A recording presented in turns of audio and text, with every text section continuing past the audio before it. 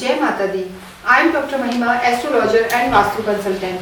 आप सभी का स्वागत है मेरे साथ साप्ताहिक राशिफल में। वीकली राशिफल क्या कहते हैं सितारे मकर राशि के लिए और कैसा रहने वाला है उनका ये कमिंग वीक।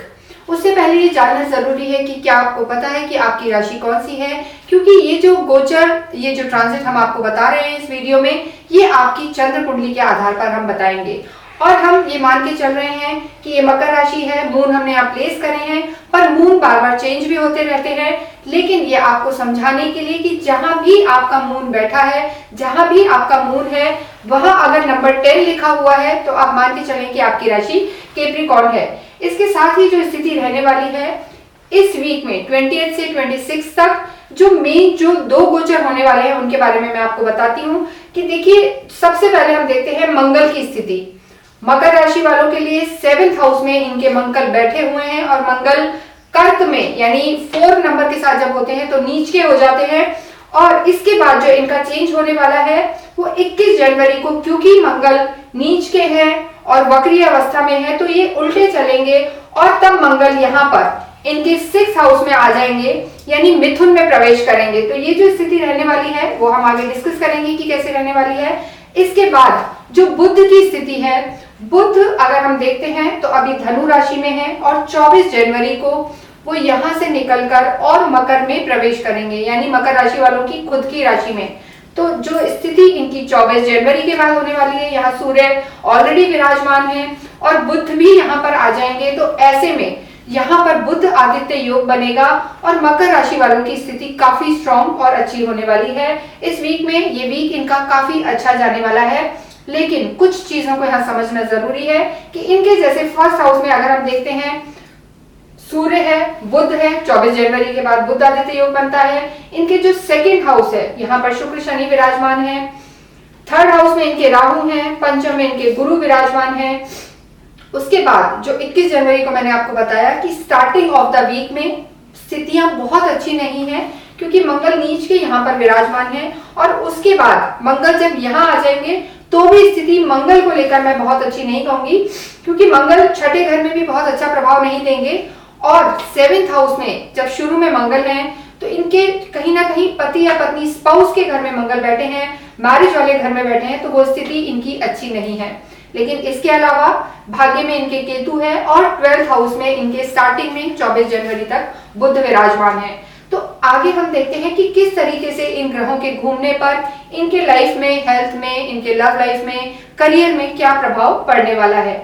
एक और चीज मैं आपको बताना चाहती हूँ कि मकर राशि शनि इनके स्वामी होते हैं और अभी लगभग पिछले 7.5 साल से इन पर ढैया चल रही है, लेकिन अब इन पे जो ढैया है वो समाप्त होने वाली है 30 मार्च को। लेकिन तब तक इन पर चाहे हम कोई भी वीक ले, ये ले या इससे अगला ले, उस पर शनि का भी थोड़ा सा प्रभाव रहने वाला है। तो शनि थोड़ा सा, हमने कहा है कि चंद्रमा के जब भी आसपास होता है, देखिए यहाँ चंद्रमा है और यहाँ शनि है, तो मून के आसपास यानी आपकी राशि के आसपास जब भी शनि की स्थिति होती है तो थोड़ा मानसिक तनाव वो देती है। लेकिन इस वीक में भी शनि की स्थिति यही रहने वाली है। अब सबसे पहले हम इनकी हेल्थ के बारे में डिस्कस करते हैं कि इनकी हेल्थ ओवरऑल इस वीक में यानी 20 से लेकर 26 जनवरी के बीच में कैसी रहने वाली है। देखिए, मकर कैप्रिकॉर्न राशि एक बहुत ही ऐसी राशि होती है जो आइसोलेशन में रहना पसंद करती है, अपनी बातों को शेयर नहीं करती है, गुप्त रूप से रखती है। ये बहुत शेयरिंग वाले नहीं होते हैं, तो कभी कभी एकदम से इनकी चीजें ब्लास्ट होती हैं और ये खुद को संभाल नहीं पाते। तो इन्हें एक चीज का मैं बताना चाहूंगी कि इन्हें अपनी बातों को शेयर अवश्य करना चाहिए। ये इनके लिए ओवरऑल पर्सनैलिटी के लिए बहुत जरूरी है। अब हम बात करते हैं इनकी हेल्थ की। देखिए, ये असेंडेंट है, हेल्थ के लिए, इम्यूनिटी के लिए, मानसिक तनाव है या नहीं, इन सब चीजों के लिए हम 1st हाउस को देखते हैं। यहाँ पर जो वीक शुरू हो रहा है वहीं पर इनके सूर्य विराजमान है और 24 को यहाँ पर बुध देवता भी आ जाएंगे। तो जो इनकी स्थिति रहने वाली है हेल्थ को लेकर, लगन की स्थिति इनकी स्ट्रॉन्ग रहने वाली है, इसमें कोई संदेह नहीं है। लेकिन जो इनके स्वामी हैं, अगर मैं देखूं दूसरे भाव से भी हम कहीं ना कहीं हेल्थ को देखते हैं, तो शनि इनके 2nd हाउस में है, जो इनके लॉर्ड हैं, राशि स्वामी हैं, तो उसे अगर हम देखते हैं तो कोई दिक्कत की बात नहीं है, वो स्थिति भी इनकी अच्छी है। लेकिन जैसे मैंने आपको बताया कि इन पर 7.5 का प्रभाव अभी भी बाकी है, तो कहीं ना कहीं थोड़ा सा इन्हें ड्राइविंग के समय केयरफुल रहना है और लोअर बॉडी पार्ट्स में इनको थोड़ा सा ध्यान रखना है, स्पेशली पैरों में इनको तकलीफ रह सकती है। इसके साथ साथ ही मंगल भी बाद में 21 जनवरी के बाद इनके छठे हाउस में आ जाएंगे, जो रोग ऋण शत्रु का होता है। तो कहीं ना कहीं इनको थोड़ा सा मानसिक तनाव, बीपी से रिलेटेड प्रॉब्लम इनको कहीं ना कहीं रह सकती है। तो इन छोटी मोटी चीजों का इनको ध्यान रखना है। बाकी इनकी ओवरऑल चीजें सही हैं और आगे जैसे जैसे समय निकलेगा कमिंग वीक्स में मकर राशि बहुत ही स्ट्रॉन्ग पोजीशन में आ जाएगी और अच्छी राशि रहने वाली है। इसके बाद हम बात करते हैं लव एंड रिलेशनशिप। देखिए लव लाइफ जो हम देखते हैं पंचम भाव से देखते हैं, यहाँ पर इनके गुरु विराजमान है। गुरु एक एथिकल प्लैनेट होते हैं, ज्ञान के कारक होते हैं, वो यहाँ पर विराजमान है। तो इनकी लव लाइफ में जो भी इनका पार्टनर होगा वो कहीं ना कहीं मॉरल वैल्यूज पे ध्यान देगा, चीजों पे ध्यान देगा। लेकिन पंचम भाव के जो आपके स्वामी हैं, जो पंचमेश हैं, वो शुक्र है और शुक्र इस समय आपके कुटुंब में, द्वितीय भाव में, आपके धन भाव में बैठे हुए हैं। तो देखिए शुक्र का एक तो ये घर है मकर राशि वालों के लिए, वो पंचमेश भी हैं और दशमेश भी हैं। तो इनकी स्थिति अगर मैं कहूँ पंचमेश की और दशमेश की, केंद्र के स्वामी होकर कहीं ना कहीं वो द्वितीय भाव में बैठे थे, बहुत ही अच्छा एक योग बना रहे हैं। तो लव लाइफ मकर राशि वालों के लिए अच्छी रहने वाली है, किसी भी तरीके की इनकी परेशानी मुझे नजर नहीं आ रही है। और गुरु की दृष्टि कहीं ना कहीं सूर्य पर भी रहेगी, तो इनका टेम्परामेंट भी गुरु कंट्रोल करेंगे। और शुक्र की स्थिति भी अच्छी है, तो कहीं ना कहीं हो सकता है इनके जो लव पार्टनर हैं आगे वही इनके स्पाउस बने या लव लाइफ ही इनकी मैरिज में कन्वर्ट हो। तो इनकी ओवरऑल स्थिति लव लाइफ अच्छी रहने वाली है। रिलेशंस, अदर रिलेशन हम देखते हैं, थर्ड हाउस आपके यंगर सिबलिंग्स का होता है, जो आपके छोटे भाई बहन हैं, वहां पर जरूर राहु विराजमान है। तो थोड़ा सा इन्हें ध्यान रखना है अपने छोटे भाई बहनों से और अपने कलीग्स जो आपके सबऑर्डिनेट्स हैं, काम में आपका साथ दे रहे हैं, उनके साथ आपको वाणी का ध्यान रखना है। तो उसके अलावा बाकी आपकी चीजें ठीक हैं। और जब वीक शुरू हो रहा है 20 तारीख को आपके 7th हाउस में भी मंगल है, तो जब हम मैरिज को देखते हैं तो यहाँ जो आपकी पत्नी के साथ आपकी स्थिति है, आपका जो बेटर हाफ है उसकी जो स्थिति है वो भी उतनी अच्छी नहीं है। तो शुरू में आपको मैरिड लाइफ में भी शुरू के 2 दिन, जब हमने वीक को लिया है 20 से लेकर 26 तक, तो जो शुरू के 2 दिन रहेंगे वहां पर मंगल की स्थिति अच्छी नहीं है।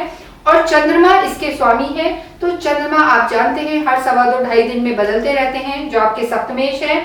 तो कहीं ना कहीं रिश्तों में स्थिरता नहीं है, मन आपका चंचल रहेगा। अगर मन आपका खराब है, चीजें सही नहीं है, आप दुखी हैं, तो आपकी मैरिड लाइफ पर भी फर्क आ सकता है। तो इसका आपको ध्यान रखना है। बाकी आपकी मैरिड लाइफ आगे 21 तारीख के बाद से ठीक रहने वाली है। आगे हम बात करते हैं करियर की। देखिए करियर के लिए मैंने आपको पहले भी बताया कि हम कर्म भाव जो होता है वो केंद्र में जो ये स्थान होता है दशम हाउस, ये कर्म के लिए देखते हैं। चाहे आप बिजनेस कर रहे हैं या जॉब कर रहे हैं या कोई आपकी दुकान है, चाहे आप ऑनलाइन काम कर रहे हैं, रिटेल, लेकिन ओवरऑल आपके कर्म को, आपके बिजनेस को इस हाउस से देखा जाएगा। अगर आप सोल प्रोप्राइटर हैं, लेकिन अगर आपके साथ और भी लोग शामिल हैं डॉक्यूमेंट्स में, तो आपका 7th हाउस भी हम इसमें देखते हैं। और कर्म भाव के आपके जो स्वामी हैं शुक्र है, वो तो बहुत एक अच्छा राजयोग बना रहे हैं। तो मकर राशि वालों के लिए जो कर्म की स्थिति है वो बहुत अच्छी रहने वाली है, किसी भी तरीके को इनको प्रॉब्लम नहीं है। लेकिन एक चीज मैं बताना चाहती हूँ कि शुरू में जो वीक के स्टार्टिंग के 2 दिन रहेंगे उसमें मंगल की चौथी दृष्टि, ये देखिए मंगल की चौथी दृष्टि इनके कर्म क्षेत्र पर पड़ेगी। तो ओवरऑल अगर हम इस वीक को देखते हैं तो मकर राशि वालों को, कैप्रिकॉर्न को, शुरू के जो 2 दिन हैं इसमें कोई भी बड़ा डिसीजन नहीं लेना है, क्योंकि नीच के मंगल की चौथी दृष्टि इनके कर्म क्षेत्र पर पड़ेगी। तो वो किसी भी हालत में अच्छी नहीं रहने वाली है और इस चीज का आपको ध्यान रखना है। बाकी डेफिनेटली आगे आपकी चीजें बदलेंगी। तो ओवरऑल काम आपका अच्छा रहने वाला है। बात करते हैं हम फाइनेंस की। देखिए शुक्र आपके यहाँ पर है, शनि यहाँ है, शनि खुद के ही घर में है और अपने मित्र राशि में है। तो अगर मैं धन की स्थिति देखूं तो बहुत अच्छी रहने वाली है। कैप्रिकॉर्न्स के लिए पैसा इनके पास रहेगा, इनको कोई परेशानी नहीं आएगी। लिक्विडिटी विल इंक्रीज, ये कोई इन्वेस्टमेंट भी सोच सकते हैं और कहीं ना कहीं इनको फॉरेन से भी फायदे हो सकते हैं, ऐसे इनके योग हैं। देखिए लग्नेश भी कहीं ना कहीं इनके शनि ही हैं, तो स्थिरता, गाढ़ी कमाई, ऐसे योग इनके हैं।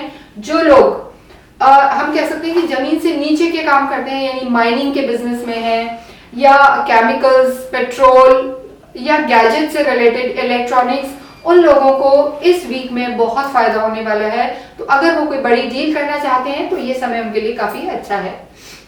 इसके बाद हम बात करते हैं स्टूडेंट्स की। देखिए, विद्यार्थियों के लिए हम पंचम भाव देखते हैं, एकेडमिक्स के लिए हम पंचम भाव देखते हैं। यहाँ पर गुरु विराजमान है तो वो एक अच्छा संयोग है, लेकिन इसके साथ साथ ही जो आपके यहाँ पंचम भाव के स्वामी हैं शुक्र देवता, वो आपके सेकंड हाउस में हैं, तो वो काफी अच्छे हैं। आपकी बुद्धि अच्छी रहेगी, वाणी अच्छी रहेगी, विवेक आपका जागृत रहेगा। तो विद्यार्थियों के लिए, मकर राशि के लिए स्पेशली मैं कहना चाहूंगी कि समय अच्छा है। वो अच्छे से पढ़ाई करें, अच्छे से एग्जाम्स दें, तो उनकी सफलता के बहुत चांसेस हैं। इसके बाद हम बात करते हैं स्पिरिचुअलिटी की। देखिए, जो हमारा पंचम भाव होता है, हमारी लगन, और जो हमारा पंचम भाव होता है वो संतान के साथ, लव लाइफ के साथ, एजुकेशन के साथ, हमारे ईष्ट को भी बताता है कि हमारे ईष्ट कौन है। तो यहाँ पर जब गुरु विराजमान है तो कहीं ना कहीं आप मान के चलेंगे आप बहुत आध्यात्मिक रहेंगे।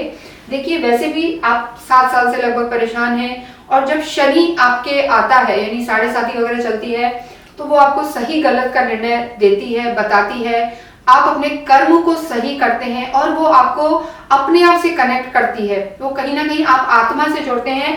तो ऐसे में इंसान आध्यात्मिक जरूर होता है और ये आध्यात्मिक रहेंगे।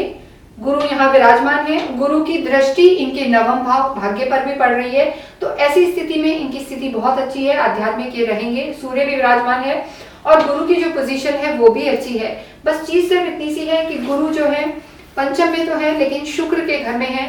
इन दोनों में बहुत अच्छी मैत्री नहीं होती, लेकिन आगे जो शुक्र की स्थिति है वो भी पुनर्वसु नक्षत्र में आएंगे, तो कहीं ना कहीं वो गुरु का ही नक्षत्र है। तो ओवरऑल अगर मैं 20 से 26 में देखती हूँ, शुक्र भी कहीं ना कहीं आपको अध्यात्म से ही जोड़ने वाले होंगे। तो आपकी ओवरऑल स्थिति आध्यात्मिक काफी रहेगी, 70 से 80%। और जो गुरु की दृष्टि है नवम पर, तो आप धार्मिक यात्राएं भी करेंगे। यहाँ केतु विराजमान है, केतु भी अध्यात्म के कारक होते हैं, तो आध्यात्मिक योग आपके काफी अच्छे बन रहे हैं। आध्यात्मिक जो हम कहते हैं धार्मिक यात्राएं भी आपकी हो सकती हैं, तो ये चीजें आपके लिए अच्छी रहने वाली हैं। इसके साथ साथ ही लक फैक्टर हम देखते हैं। देखिए, भाग्य जो होता है वो नवम भाव को हम देखते हैं। यहाँ के जो स्वामी हैं, जो आपके भाग्येश हैं, वो बुध हैं। बुध शुरू में मैं ये कहूंगी कि भाग्येश बुध आपके 12th हाउस में चले गए हैं, तो कहीं ना कहीं 24 तारीख तक थोड़ा सा भाग्य कमजोर रहेगा, यानी भाग्य को मैं 50-50% कहूंगी। एक तो केतु विराजमान है, केतु कहीं ना कहीं भाग्य को कमजोर करते हैं, चीजों में अटकाव लाते हैं, लेकिन जो ओवरऑल आपकी स्थिति है वहां पर बुध जब राशि परिवर्तन करेंगे, यानी धनु से निकलकर और वो मकर में प्रवेश करेंगे, तो आपकी स्थिति अच्छी रहने वाली है। और डेफिनेटली आपका भाग्य भी 24 तारीख के बाद मजबूत होगा, क्योंकि आपके भाग्येश आपकी लगन में ही आ जाएंगे, यानी केंद्र और त्रिकोण का एक अच्छा अटूट संबंध बनेगा, जो एक राजयोग बनाता है। बुध आदित्य योग बनेगा। तो ओवरऑल मैं देखूं तो 24 तारीख के बाद आपका भाग्य आपको लगभग 100% आपको फल देने वाला है, आपका साथ देगा। तो आप अपने कर्म करते रहें और अपनी चीजों पर ध्यान दें, लेकिन कहीं भी कोई ऐसी परेशानी है जिसमें अड़चन आ रही है, जैसे मंगल की स्थिति है, राहु की स्थिति है, उसके लिए इस पूरे ही वीक आपको शनि मंदिर अवश्य जाना है, क्योंकि कहीं ना कहीं अभी भी 7.5 का प्रभाव आप पर है। आपको शनि मंदिर जाना है, और जो तेल में तली हुई चीजें होती हैं वो आप असहाय व्यक्तियों को दे सकते हैं शनिवार के दिन। इसके साथ साथ ही शनि आपके स्वामी हैं, शनि की स्थिति बहुत बुरी नहीं है, एक्सेप्ट जो आपकी 7.5 चल रही है। तो आपको एक हनुमान चालीसा भी मंगल और शनि को देख के आपको डेली करनी है, आपको डेली हनुमान चालीसा करनी है। और अगर हो पाए तो इस वीक में जो भी मंगलवार या शनिवार पड़ता है वहां आप एक सिंदूर का चोला हनुमान जी को अवश्य चढ़ाएं, उससे आपके भाग्य को काफी प्रबलता मिलेगी। इसके साथ ही मैं इस वीडियो को यहीं विराम दे रही हूँ। Thank you.